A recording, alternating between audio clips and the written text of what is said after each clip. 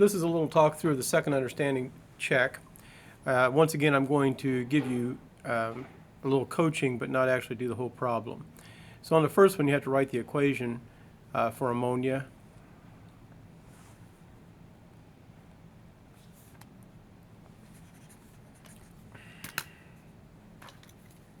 Oops, having a little technical glitch right there. All right, maybe that's why it's not working.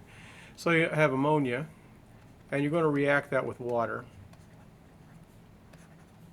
And when you do, you should, based on your first understanding check, know what that's going to produce. Remember that the ammonia is a base, so it's going to be a proton acceptor. So then you have an ice problem, because it's a weak base. Remember that. And if it's a weak base, you have an initial concentration of, that's an E right there, whoops. That's an E. So you have an initial concentration of 0.4. You know it's going to go down by X amount. And at equilibrium, you'd have 0.4 minus X. So that's your basic problem. And then the answer is 11.42. Remember that on this side, you're going to have an OH form. And an OH is going to be what X is. So X equals the OH concentration. Take the negative logarithm of that, and you'll have the POH, not the pH. So you have to subtract from 14. All right, that was number one. Number two, you've got acetic acid. That's acetic acid. Is that a strong or a weak acid? Okay, it's weak acid, so double arrows. You're going to have a hydronium ion, and you're also going to get an acetate ion. All right, we know that the original concentration of this is 0.2, and we also know that the original concentration of the acetate ion is 0.3. We know that because, I'm going to write this up here, if you have sodium acetate, NaC2H3O2, and you put it in a solution, then that sodium acetate is a soluble salt, so it's going to make sodium ions and acetate ions. Now the other day you may remember we talked about pH of salt solutions, so this particular salt solution has a pH that would be above 7.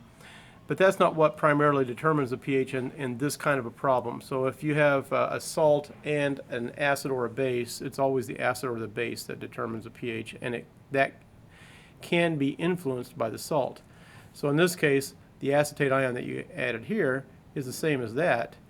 Oh, by the way, that's 0.3, so that goes away completely if it's soluble, and that's 0.3, and that's 0.3. So that 0.3 is the concentration of the acetate ion initially. You know it's going to go up by X amount because this is going to go down by X amount. Oops, minus X. All right, so these both go up by X amount. At equilibrium, then, you will have 0.2 minus X for this one, X for the hydronium, and 0.3 plus X, not for the acetate ion. It turns out that the hydronium ion is actually less than it would be if this acetate ion wasn't there, because the acetate ion causes the equilibrium to shift to the left, or the addition of the acetate from the sodium acetate causes the equilibrium to shift to the left. When it shifts to the left, the hydronium ion will decrease in concentration, and that will make the pH go higher than it originally would have been had that acetate not been there. All right, so that's why the pH is 4.9 instead of 2 point something like you might expect. When you actually solve the problem, remember the ionization constant of this acid. By the way, ionization constants can be found in the back of the little paperback book that I gave you. The ionization constant of acetic acid, let's do this. So acetic acid Ka is 1.8 times 10 to the negative fifth. The back of the book might say 1.75. All right, so that's the ionization constant. That's going to equal this times 0.3 plus X divided by 0.2 minus X. You remember that we said that if the power difference of this and the constant was 3 or more, you could ignore the minus X. That also applies to the plus X. So when you actually do the math, you won't have to worry about the minus X and the plus X. You just put 0.3 times X and divide by 0.2 equals the Ka and solve for X, and take the negative log and you have the pH. So try that. I did more on that one than I'm going to do on the next one. So the next one basically works the same way, except that this time you're adding potassium acetate, which is no big thing. The thing that we're concerned about is the acetate. sodium, you notice I didn't even mention the sodium up here because it's not involved in this equilibrium, and neither is the potassium. So you have the same equation for acetic acid, so they just take that equation, transfer it down here. Then you have potassium acetate. Now potassium acetate is this, and you put it in solution and it's going to separate just like the sodium acetate did. After it separates, the concentration of these two things will both be whatever this was. The catch is I didn't tell you what the concentration was. I gave you a number of grams, and I gave you a volume. So you need to find the molarity of this. You do that by changing the grams to moles, and then dividing by the volume. After you have the molarity of the potassium acetate, that's also the molarity of the potassium and the molarity of the acetate. The molarity of the acetate is what you plug in this position, and then the problem is the same as number 2. All right, number 4, you have sodium hydroxide and sulfuric acid. So you have NaOH plus sulfuric acid. Looks like a double replacement neutralization reaction. So the sodium goes where the hydrogen was. Sodium goes over here, and the hydrogen goes over here. So you're going to have sodium sulfate, and the other thing you're going to have is water on this side. So I'll let you write that equation and balance it. Notice that I think you're going to have a 2-to-1 ratio. You figure out how that works. So the first thing you need to do is find the number of moles of sodium hydroxide. So if you know moles of this, you can find moles of that. All right, after you know the moles of the sulfuric acid, if you divide by 0.075 liters, that'll give you the molarity in moles per liter. Do you remember how to find moles? You've got 0.05 liters times 0.2 moles per liter. Liters cancel, you have moles. All right, so then when you divide by the 0.075 liters to get the original concentration of the acid. This question also asks, what's the concentration of the salt produced at the equivalence point? So at the equivalence point, all of the base and all the acid is gone. And we want to know the concentration of the salt. So we have to divide the moles of salt. You'll be able to find the moles of salt by using the moles of sodium hydroxide. Find the moles of the salt on this side. But then you have to divide by the total volume. So you're going to divide by 0.125 liters. Because 50 plus 75 is 125. So you divide the moles of the salt by the total volume. That's number 4. Number 5, you have potassium hydroxide, and you're adding it to nitrous acid. That's a double replacement, so you're going to get potassium nitrite plus water. I just write water as HOH. You can see it balanced real easily. All right, so this is a little different than the previous problem because this is not a straight up neutralization problem. This is like saying I've got this beaker over here, beaker A. It has all this stuff in it. And beaker B has this stuff in it. There's beaker B. I'm not sure what that is. That goes there. All right, so now you're going to mix them together into beaker C. So both of these go into that beaker. All right, so now we need to find out what's going to be limiting and what's going to be excess. And you know volume times molarity equals moles. So you're going to find moles of potassium hydroxide and moles of nitrous acid. Find moles of each one of these. Since it's a 1-to-1 ratio, whichever is extra is excess and whichever is less of is limiting. So you'll have to find out what is limiting and then find out what is excess. And the answers here tell you that KOH is limiting and you have 0.01 moles of acid left over. Now, to be sure you understand that, that's the acid. So if that's extra acid, then that's going to react with water like this. Now it's a weak acid, so you're going to have H3O plus NO2 minus. All right, you're going to need to look up the Ka of HNO2. That's in the back of the problem solver. Actually, you don't even have to do all that because this one just says how many moles are extra. What's the concentration of that excess? So the concentration would be whatever the moles are divided by the total volume in beaker C because you mixed them together. The concentration of the salt, the moles of salt will depend upon the limiting reactant So whatever you have for the moles of this, you'll divide by the total volume. And then there are two things then in the solution that might affect pH. There's this, and there's this. This is the salt of a strong base and a weak acid. This is a weak acid. And remember a few minutes ago, I reminded you that if you have a mixture of a salt and an acid, or a salt and a base, then it's the acid or the base that primarily affects pH, and the equilibrium is influenced by the anion, in this case, from that salt. So that would cause things to shift that way a little bit. But this question doesn't ask you to find pH, it just asks you to think about finding it. However, the next one asks you to find it. So here we go, number 6. Okay, in this one you've got NH3,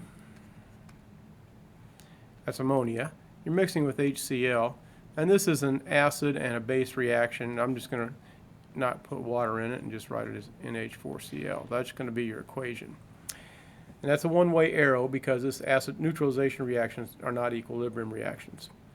Okay, so now you've got to find the excess and limiting reactants, same way we did before. You got beaker A, beaker B, and beaker C. And you're going to take these two things and multiply them to get to moles, and you multiply these two things to get to moles. And find out what's limiting. This is simpler because it is a 1-to-1 ratio, so it's easy to see. I think the excess reactant, it tells us here, is the HCl, and the limiting reactant is the, no, I said that backwards. The excess reactant is the ammonia, and the limiting reactant is the HCl. So what will influence the pH? Well, you got two things. You got this, and then you've got the ammonium chloride. So ammonia that's extra will react with water. And when it does, it makes this, just like the first equation that we wrote on this activity. Okay, so that's our equilibrium equation. This is what's going to affect the pH. We now need to find the moles of the concentration of the excess reactant depends on the moles of excess reactant. So you find the moles of ammonia, which is moles of this, based on moles of that. So in other words, this one runs out and this one's extra. So how many moles are extra? That's what's down. That's the concentration. The moles extra is used to find the concentration of this.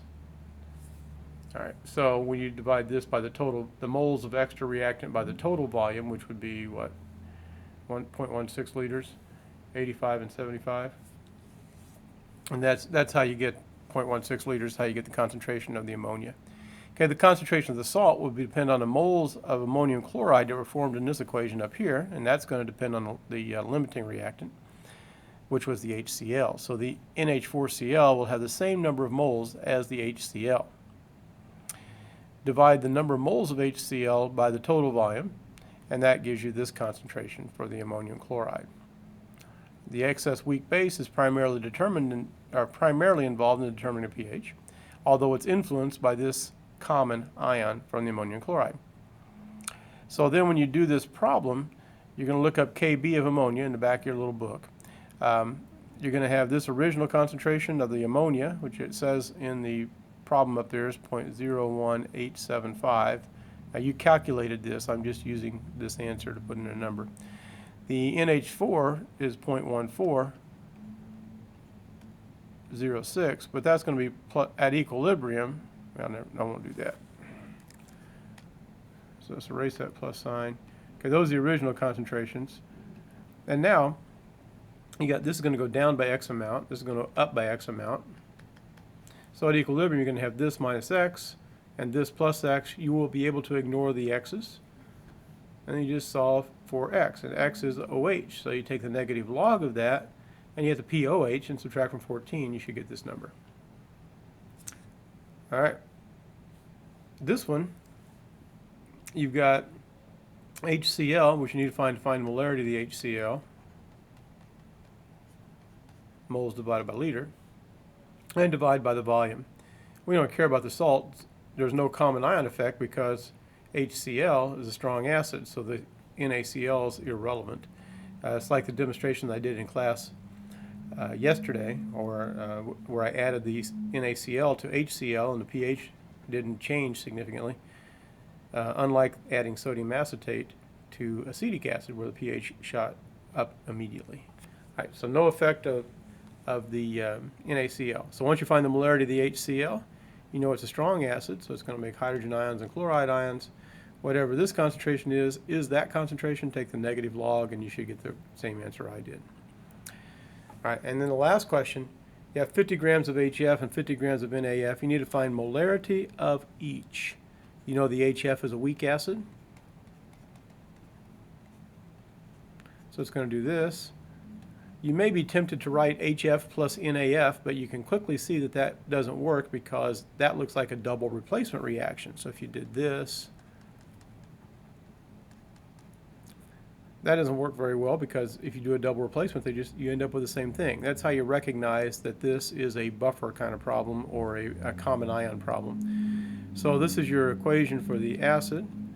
Okay, you know that the NAF is going to come apart and make Na plus F minus. So you need to find the molarity of the NAF. You do that by finding moles and dividing by 4. You find the molarity of the HF by finding moles and dividing by 4. Then it's just a normalized problem like the others that we've done where you have a common ion. And so you're going to have whatever I'm going to put initial here because I haven't figured out what it is, but it's initial.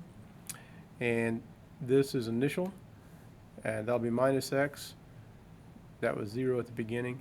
This will be plus x, plus x.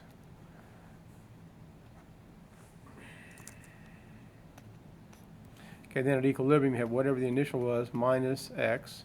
This will be x, and this will be, whoops, don't want that there. This will be the initial plus x. All right, now I'll go back and back up just a little bit and use the capital I right here. And then the capital I stands for the initial of the HF. Small I stands for the initial of the F minus. The F minus came from there. The I minus, or the I, HF concentration comes from that, change to moles and divide by 4. And again, to get this, you have to change to moles and divide by 4. I think you should be able to get it based on this kind of fast overview. Please work on this. Master this stuff. We need to move forward.